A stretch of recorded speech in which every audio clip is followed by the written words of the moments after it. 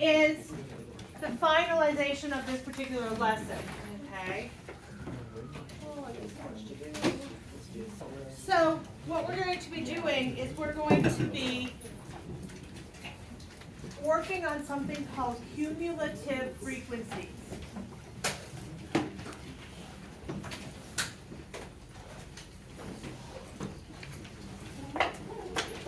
If I asked you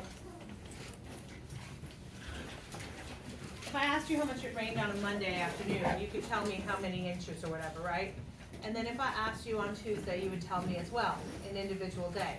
But what if I said, how much did it rain in the 5 days of this week? What would you do with those numbers that you said? You would add them up, okay? It's the accumulation of all the rain that happened from Monday through Friday. No different than what we're going to do now. It's accumulation of all the different data sets that we're working with. So we're looking at what happened the first day, and then, or what happened the first time, comparing it to the next, and then adding them all up to find the sum of the total. So that's like the kind of the overall umbrella of what this lesson is about. And it is a group data set, so it goes hand in hand with your, the one you learned yesterday, which is the histogram. So oftentimes they'll give you information that looks like it's for a histogram, and they'll say draw a cumulative frequency for that, or vice versa. Okay, so we are going to figure out the way to toggle between the two and how to draw both. Yesterday, I think you guys were very successful in drawing the histogram. The cumulative frequency is equally as easy. There are some specifics that they're looking for in order for you to earn your points. Does that make sense? So, having said that, I'm going to start by just giving you a data set. So, I'm going to label the first part of this length in centimeters. Okay. And we're talking about the length of leaves. So we did that yesterday, right? And we did a histogram for it, did we? I know I did it in one class. So the lengths of leaves, and this is the number of leaves.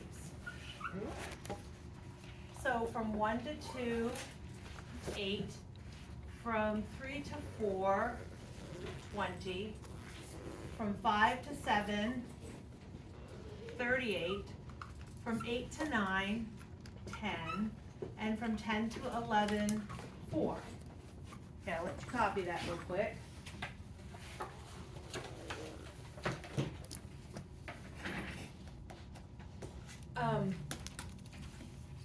So yesterday when we were doing the histograms, it was really important that our data set met up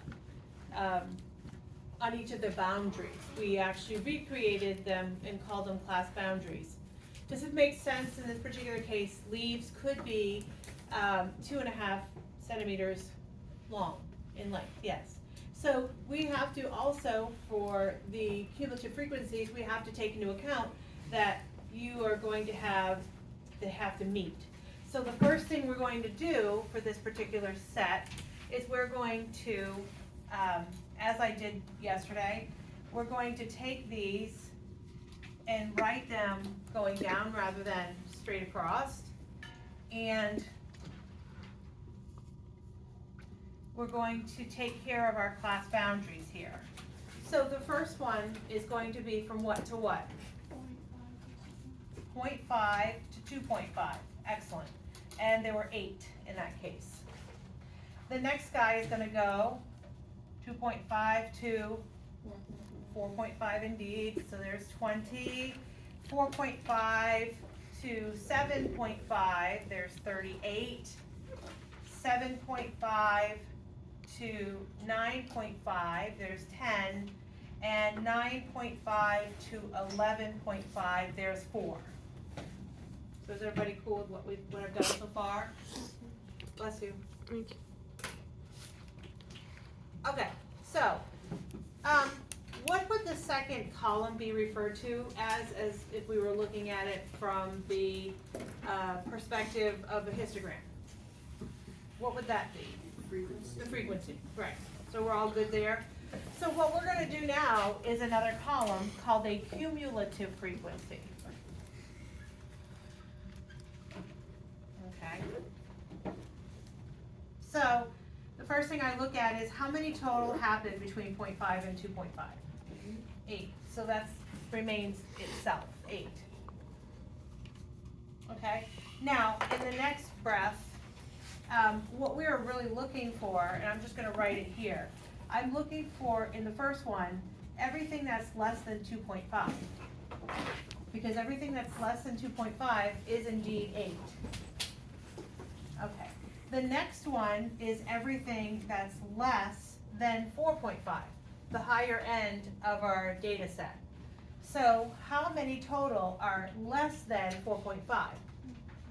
Yeah, because it includes the 20 and the 8 above it. Does that make sense? Because it's going from 4.5 all the way back. So it's a total of 28. Makes good sense? So what's the next guy going to be? Everything less than 7.5.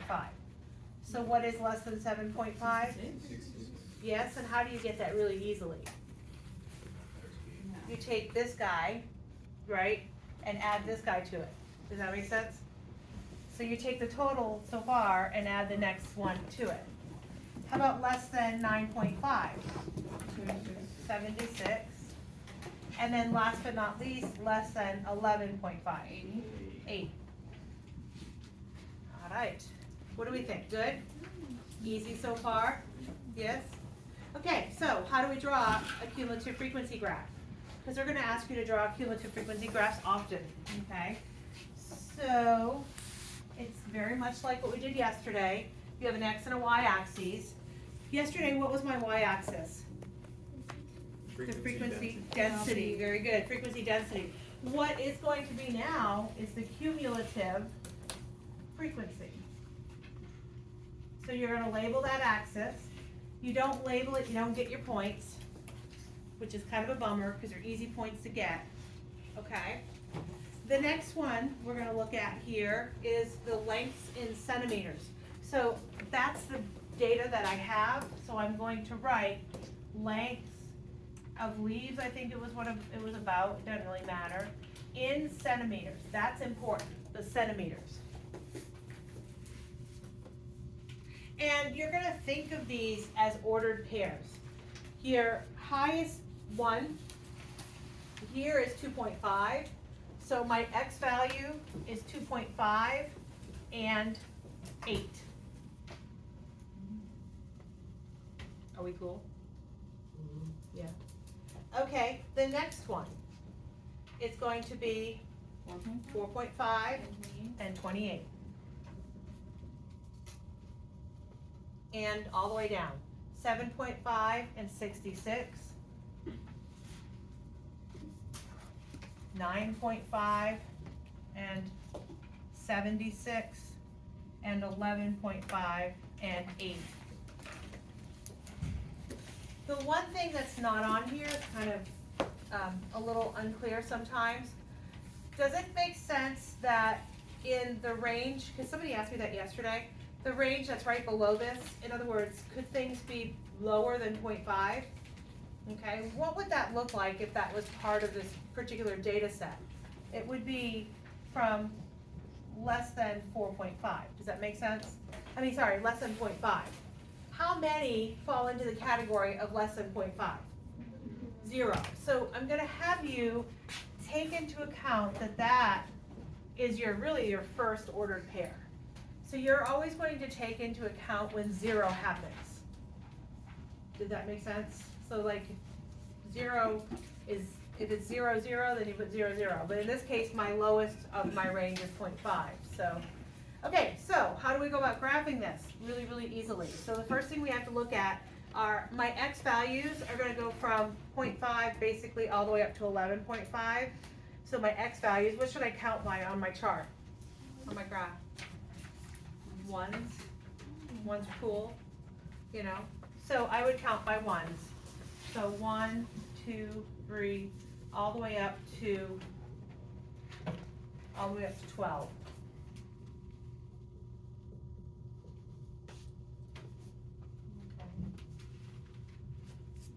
And then what are my y values, also known as the cumulative frequency? So we're going to go from 0 all the way up to 80. What should we count by? Probably tens. Are you wrong if you count by something else? Nope. As long as you're consistent all the way up.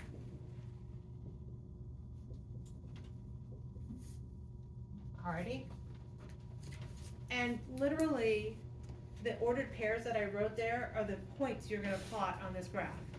So your first guy is 0.50, put a dot, and then go ahead and label it, 0.50. Your next guy is 2.58, so go over to 2.5, come up to about 8. And the reason why I tell you to label it is because there's no guessing as to where you should think that graph should be plotted. The next one is 4.5 and 28, so 4.5 and 28.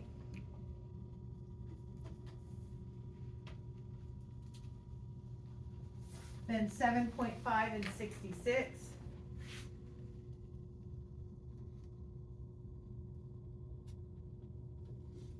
Uh, 9.5 and 76.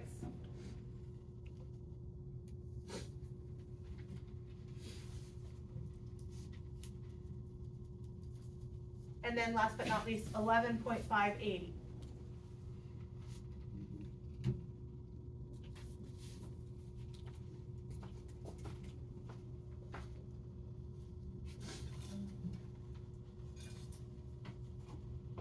You to be successful and get all your points, you must have cumulative frequency written, you must have whatever that is in the measurement, measure.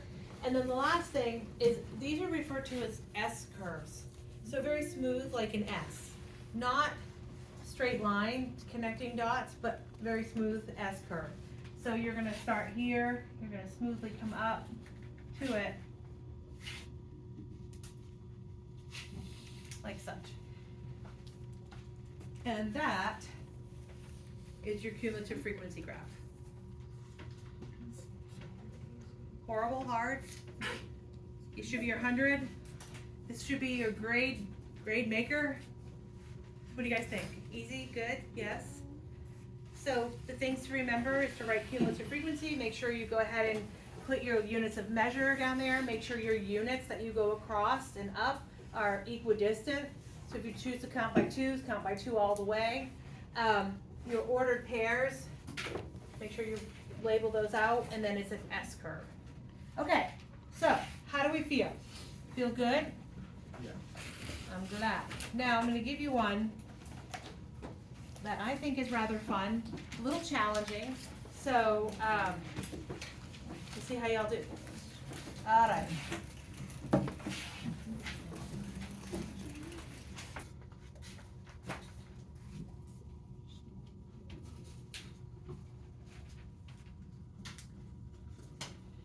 Okay. Everything was good, except for formulas, this little speech thing. It says good one before you write it. That's everything. I know, but that's all I noticed.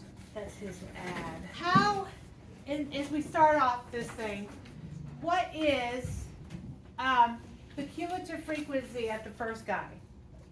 It's the same number, right? It's a 6. Does that make sense? And then in the same breath, how do we go about finding the frequency density? So its frequency density is equal to what? Frequency divided by class width. Very good. Frequency divided by class width. So in this particular case, do I have the frequency? Yeah. And do I have the class width? What is a class width? It's 6. It's from here to here is 6. So my first one is 6 divided by 6, which is 1. So there's my frequency density. So I helped you with the first guy. I'm going to have you all talk through filling in the rest of the chart. All right, let's see how it rolls. I want to go through it. To get my next frequency, I know that the accumulation of the 2 is up to 14. So what did I have to add to 6 to get to 14? 8. Is that good so far? How do I go about figuring out the frequency density here? Well, it's the frequency divided by the class width, which is 1.33. Does that make sense? Yep. So 1.33. Bless you. Okay, so this one has not a whole lot to offer other than the frequency density and the class width, right? So if I know the frequency density, which is 3, and I know the class width, which is 6, 8, then I can find the frequency. Does that make sense? So what would the frequency of that next row be? 24, because I take the 8 and multiply it up. So 24. So now, are we cool? Yes, yes? So how do I get my cumulative frequency from that? My last addition was 14, and now I have 24 more. So what's my number gonna be? 38. Are we cool? Yes, no, maybe so? Yeah? Yes? Okay. So then, my next one, now that I know my next accumulation, which is up to 45, can I figure out my frequency? Yeah. What would that be? 7? 45 minus 38. How do I go about finding my frequency density? 7 divided by 10, which is 0.7. My total of all my frequencies is what? I told you 48. So I know that my last addition of all of them is 45, so what does this guy have to be? 3. Good? Okay, so what is my final cumulative frequency? 48. Beautiful. Yes? For the y-axis, will we do like 5.9 because it doesn't include 6 or? Oh, for your y-axis, your highest thing goes from 0 to 6. So your first guy is going to be 6, 6. Is that what you're asking? Well, it says it doesn't include 6. But they do, I guess what you're, I know what you're saying. No, go ahead and go to 6. Yeah, go ahead and go to 6. I see what you're saying.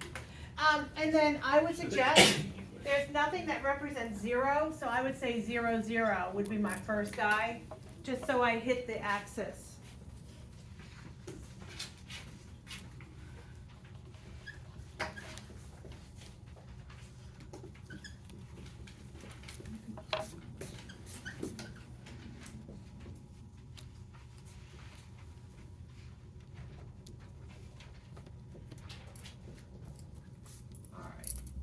Those are the ordered pairs I feel like you would come up with. Bless you. Thank you.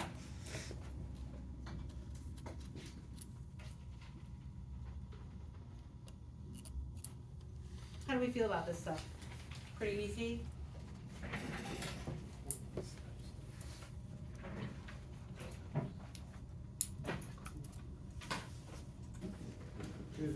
Your cumulative frequency is your y-axis.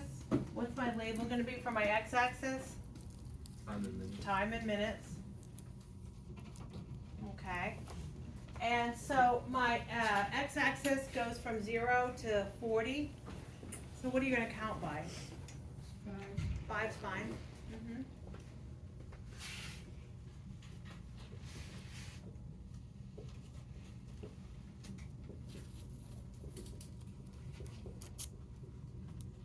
And then my, well, I did my x-axis. That made sense.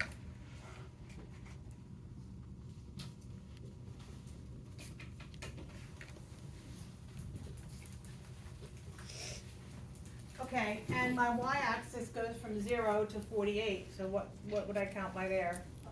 Also 5s. Should have left what I had.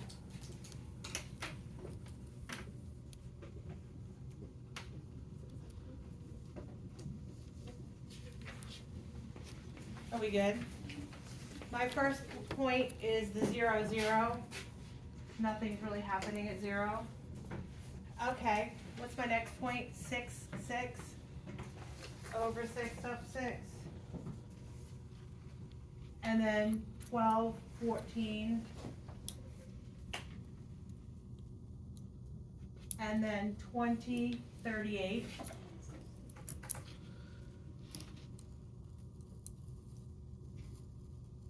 Good enough there. 30, 45. And 40, 48. So my S curve